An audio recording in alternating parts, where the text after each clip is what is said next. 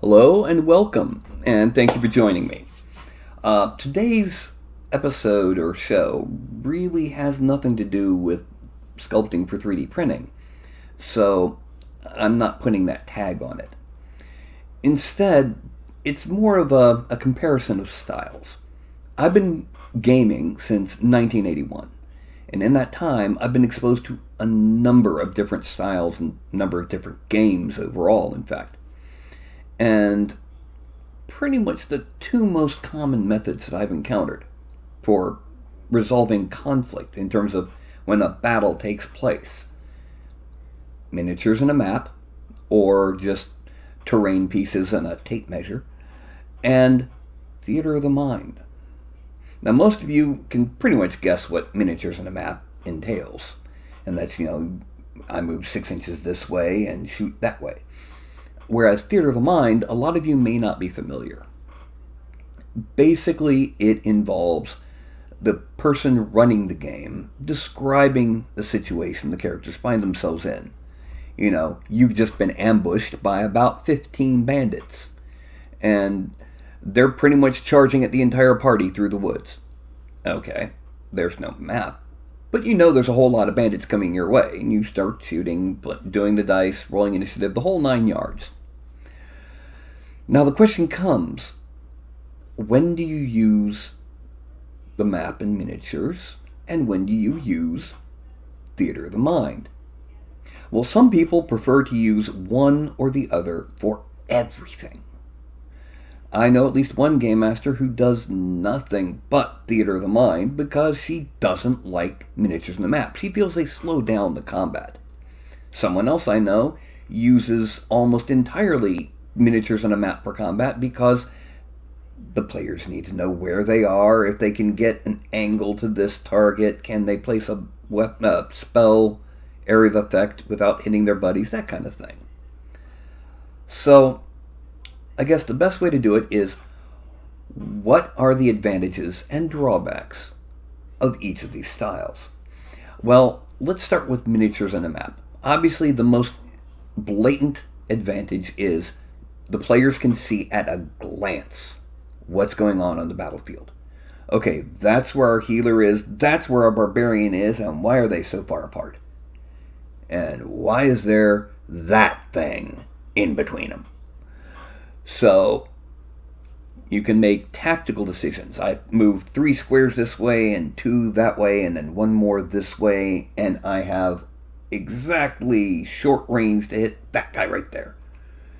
They can make decisions. It becomes, are they skilled in the game as they are as characters? The disadvantage is the players can see everything on the map. The players know exactly where all the bad guys are, except for those who have explicitly cast invisibility. They can place a fireball unrealistically close to their buddies. They can draw a line of sight that might be questionable, but because the way the miniatures are shaped, they can do it. And really and truly, this sort of, if you're going to be balancing between the two throughout your campaign, miniatures and a map, this sort of combat resolution is best done in a situation where there's clear visibility. It's a nice, it's an open area, but it's got some busyness like columns or trees, or it's a large combat. You need to know where everything is. Is the troll near this guy or near that guy? Theater of the mind, on the other hand, that's a bit more difficult. Among other things, it's more difficult as a game master. You have to be able to describe the area you are in, and as accurately and precisely as possible, as quickly as possible. You need to keep track in your head of every single one of your enemies and every single one of your players, so they can say, oh, I want to use my defense skill to protect that guy. So, oh no, he's about 20 feet away, you can't do it, he's not next to you. Okay, well, what about that guy? Okay, you can do it for him, yeah. Now, the pros for this is bang, bang, bang, bang, bang. No setup time. Okay, you're going. The disadvantage is player confusion.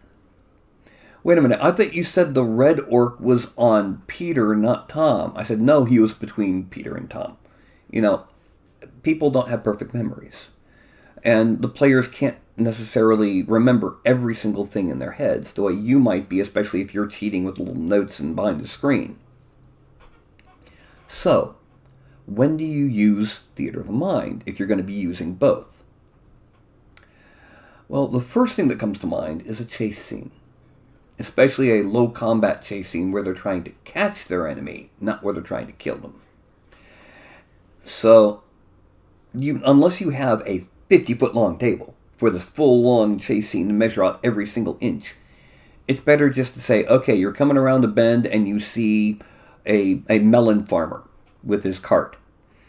And, oh, you failed your deck save. You hear the melon farmer scream out, oh, my melons again! And you lose some time and he pulls ahead of you. The bad guy gets further away from you. But it's also useful in situations where there's confusion. Dim lighting, especially if none of the party has dark vision, or that's not even a thing in the game you're playing, like, most superhero games. Heavy fog, or a really confusing labyrinth, where you may not be able to keep track of where everybody is in your head in reality. You can't see everyone. You have no idea if Peter's around the corner or if the bad guy's around the corner. In those situations, theater of the mind really seriously trumps map and miniatures. But on the whole, if it's a quick, short encounter, is another reason to use theater of the mind.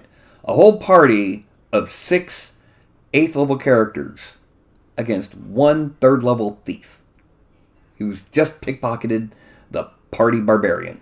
I don't think you need to break out the miniatures.